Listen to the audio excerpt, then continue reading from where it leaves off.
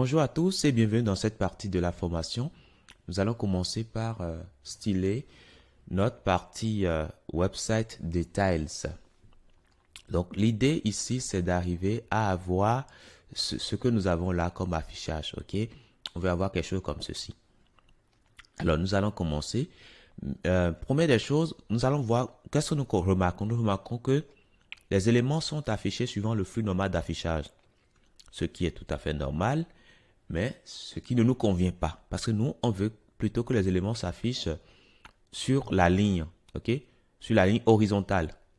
Donc, du coup, nous allons alors revenir sur la boîte qui garde tout le contenu. Si vous voulez, je ferme ça aussi, et je ferme ça et ça. Donc, finalement, si on regarde bien, ici, dans le container, là, c'est plutôt les éléments, hein. Donc, on enlève le container là. Donc, sur les éléments, on va mettre un B, comme d'habitude, pour mieux voir notre, voilà, la boîte qui contient nos éléments. Maintenant, nous voulons que les éléments soient sur la ligne. Donc, mettre à flèche. Donc, qu'est-ce que je remarque? On voit que désormais, les éléments sont sur la ligne. Donc, c'est déjà bien. Ici, nous voulons que l'icône téléphone reste à côté du texte qui est écrit. Donc, là aussi, nous pouvons le faire. Donc, il suffira d'aller dans Curl Us ici et dire que nous voulons rendre la boîte flexible. Tout simplement. Et là, on voit que tout se passe bien. Là, on veut que les icônes se mettent côte à côte. Donc, on ira le faire, hein. Donc, je ferme ça. Et au niveau des icônes aussi, je dirais que je veux que ça soit flexible. Donc, je reviens là. Et c'est déjà pas mal. Maintenant, il y a de l'espace qui n'est pas alloué. Et ça, je veux pas de ça. Je veux que mes éléments occupent 100%. Donc, l'espace qui n'est pas alloué, je vais le donner au search bar. OK? Donc, pour le donner au search bar ici, j'ai simplement à mettre flèche-1. Tout simplement. Et ce faisant, vous voyez que, bon, je ne vois plus l'espace non alloué. Je peux inspecter ici. Je ne vois plus l'espace non alloué, mais derrière, ben, ça a été alloué directement à la partie que j'ai au milieu ici. Donc là, c'est bon. Maintenant, la partie que j'ai au milieu ici, je ne veux pas que les éléments se mettent l'un ici, l'autre là et le reste à la ligne. Je veux que tout soit sur la même ligne ici. Donc, qu'est-ce que je vais faire dans ce cas-là? Ben, je vais venir au niveau de cet élément dont il s'agit et le rendre flexible. Donc, dans ce cas-là, tous les éléments seront sur la même ligne. Pourquoi ça ne passe pas? J'actualise correctement.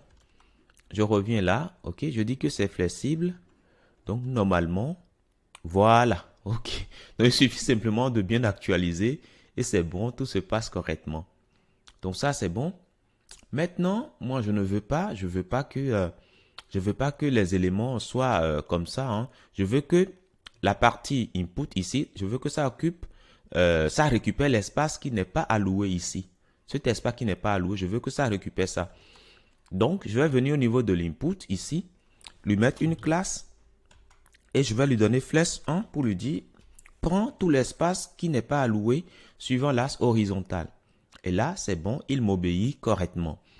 Maintenant, une fois que ça c'est fait, maintenant, c'est pas tout, hein, il faut qu'on continue.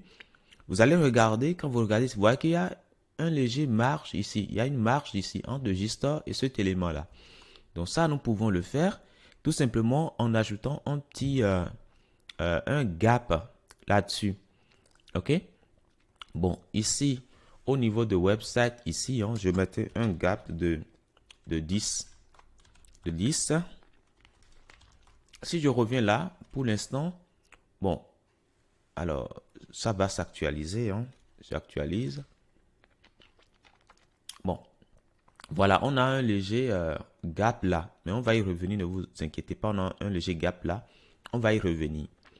Bon, pour l'instant, c'est pas mal, mais ici, pour l'élément qu'on a là, on voit que l'élément n'occupe pas 100% hein, de son conteneur. OK? Il s'agit d'un élément A. Nous allons agir là-dessus. Donc, c'est bien l'élément que nous avons ici. Donc, nous allons commencer par agir là-dessus. Donc, je descends ici et je vais commencer à partir de ce commentaire-là. Je mettais tout simplement Website Details. Donc, je le mets là.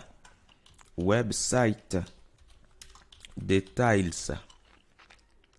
Et là, je vais cibler website. Website details. Details. Décidément. Details.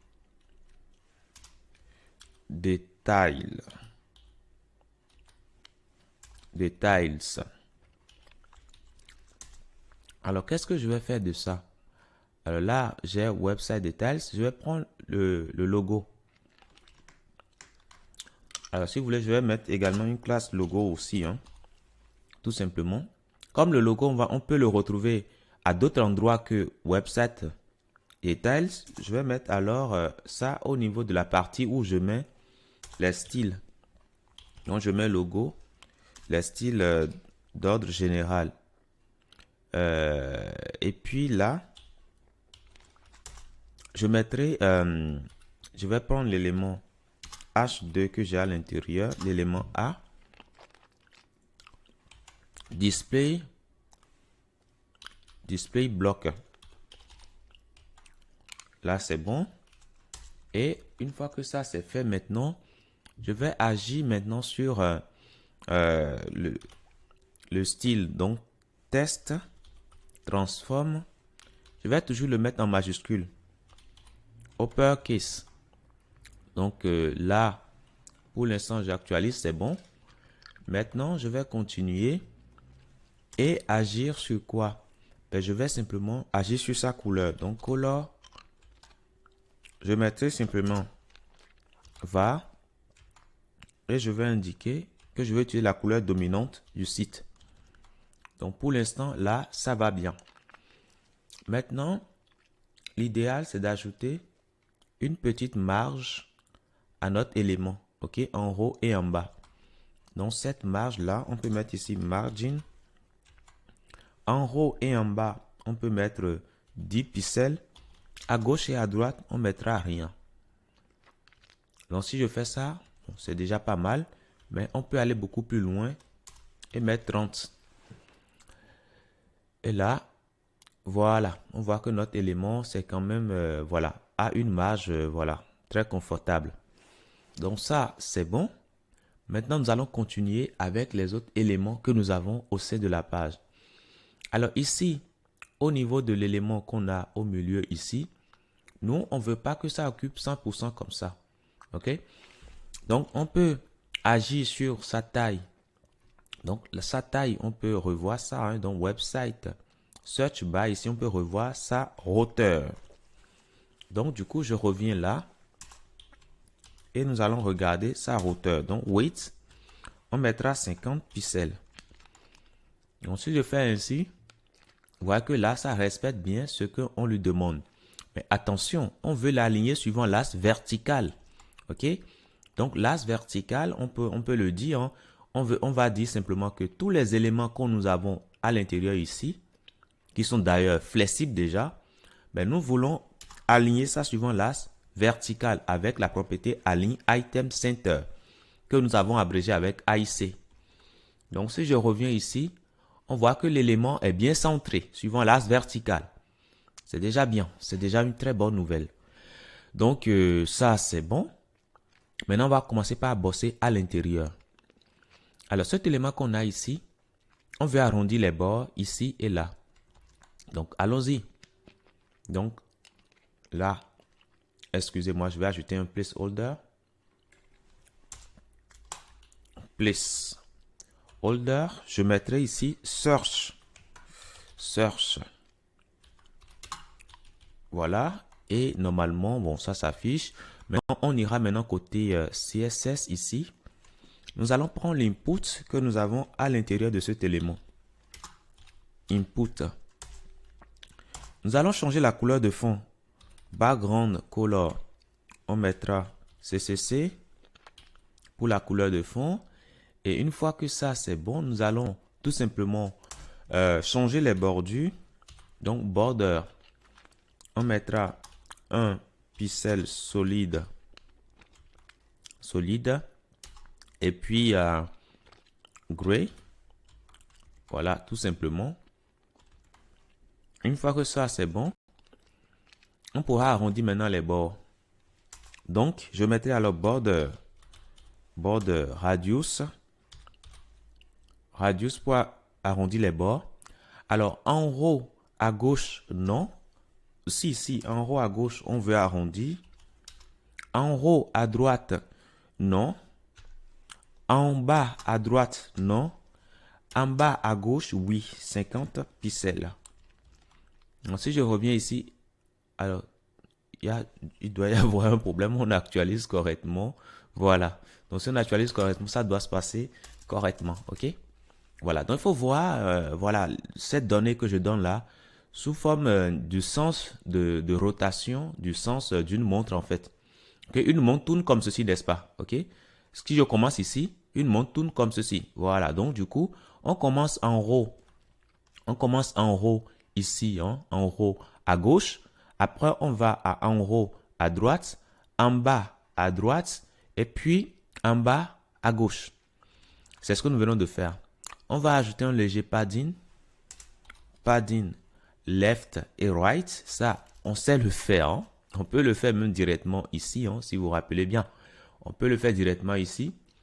Donc, padding ins, on mettra 10. OK? Donc, à l'intérieur ici, vous voyez que on n'est plus collé ici au bord. Comme on peut aussi mettre 20, pourquoi pas. Et là, je trouve que c'est beaucoup mieux comme ça. Voilà. Le outline, c'est pas important. Le outline, c'est la bordure qu'on a lorsqu'on vient sur l'élément. On peut changer cet outline-là, hein, si vous voulez. On va changer ça. Donc, on mettra ici outline color. On va mettre plutôt la couleur dominante du site. Donc, si je viens sur un élément, vous voyez que je vois le outline color qui arrive. OK? Quand je quitte, ça disparaît. Quand je viens, vous voyez, je vois le outline color. Donc, ça, c'est bon. Voilà. Maintenant, la couleur de fond, je peux revenir là-dessus. Hein. Je peux mettre ici EF, EF, EF. EF, EF, EF. Là, je trouve que c'est beaucoup mieux comme ça. Hein. Beaucoup mieux comme ça. Et ici, nous allons revenir sur ça dans la prochaine partie. Je vous dis merci et à tout de suite.